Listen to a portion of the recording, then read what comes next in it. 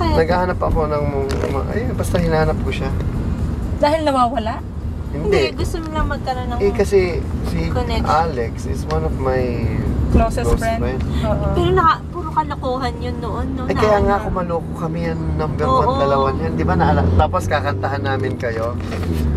Naalala ko yan, lagi Si kong... Christine, tsaka Lagi si kong... ano. Masungit ako nung elementary, lagi kong nililista sila kasi ako tagalista na may... Oo, ako sino number 1 mo? Sabi Kasi number 1. Ha? sabi ganyan, ba't mo ako nilista? Maingay ka, nagsalita ka. O yan, nagsalita ako. Di ba? Sige, magsalita. Oy, Christine, ikaw may dahil... Oy, makinig ka. Ano? Ikaw ang dahilan, kaya ako nahubuan. Sa harap.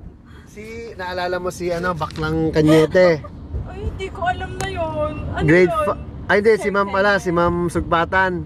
Oh, bakit? Kami ni Alex, ikaw kami ni Jared Roy. Hinubuan kasi kami yung top sa pinakamaingay.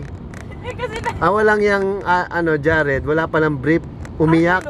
Ako may brief, okay lang. Ay, parang alam ko na yan. Oo. nga, oo. Tapos, Oo. ikaw ang dahilan nun, Day. Ikaw ang Anong gagawin ko? Ang ingay nyo. Tapos galit na galit si Jared sa'yo. Most hated Natandaan mo na yan, tagalista. Christine. Ang tagal ko kaya naging tagalista noon. Ay, nako.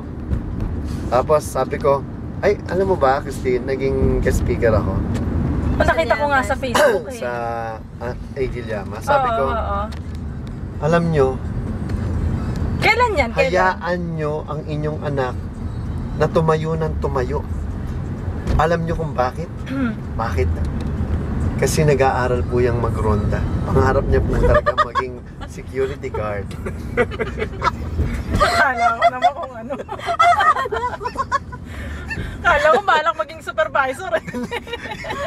Yung pala barangay yun sana salot akala na. nila.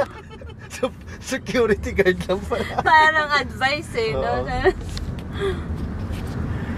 No, nakakaano